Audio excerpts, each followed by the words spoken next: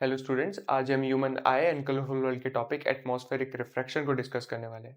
Atmospheric refraction को याद करने से पहले, समझने से पहले मैं आपको दो चीज़ें हैं जो रिकॉल करवाना चाहता हूँ। पहला है रिफ्रैक्शन और दूसरा एक ऑब्जर्वेशन है जो आपने डेफिनेटली नोटिस करी होगी। तो सबसे पहले समझते हैं रिफ्रैक्शन को और उसको याद करते हैं।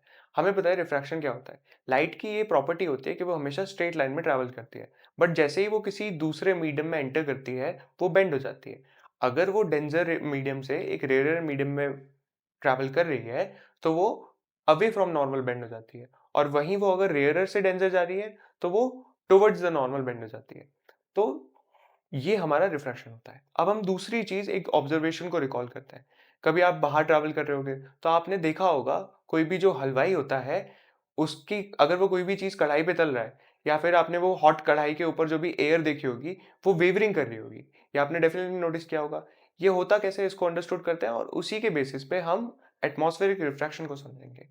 एक्चुअली होता क्या है, जो कढ़ाई के ऊपर जो एयर होती है वो गर्म हो जाती है और गर्म हो जाती है वो हॉटर एयर राइज अप कर जाती है। हमें पता है जो हॉटर एयर होती है वो लेस डेंजर होती है as in comparison to colder air. ठीक है, तो वो राइज अप कर जाती है। अब यहीं पे वो लेस डेंजर भी है और उसकी जगह कौन ले लेगा, कोल्डर एयर ले लेगा। तो ये ऑप्टिकल डेंसिटीज में डिफरेंस की वजह से क्या होता है, हमें जो ऑब्जेक्ट है वो फ्लिकरिंग करता हुआ नजर आता है। अब इसी में हम एटमॉस्फेरिक रिफ्रैक्शन को समझने की कोशिश करते हैं। हमें पता है जो हमारा एटमॉस्फेयर है वो डिफरेंट डिफरेंट लेयर से कॉम्प्राइज्ड होता है एट अ डिफरेंट टेम्परेचर। ठीक है, अब यहाँ पे हमारे एटमॉस्फेयर में डिफरेंट डेंसिटीज भी होती हैं। जो हमारी लाइट है, अब वो जैसे ही एटमॉस्फेयर में एंटर करती है वो बेंड होती है और वो मल्टीपल टाइम्स बेंड होती है। इसी मल्टीपल टाइम्स बेंड होने को या फिर मल्टीपल टाइम्स ये जो रिफ्रैक्शन फेस कर रही है, इसी को हम एटमॉस्फेरिक रिफ्रैक्शन बोल देते हैं, जब तक वो अर्थ के सरफेस तक आती है।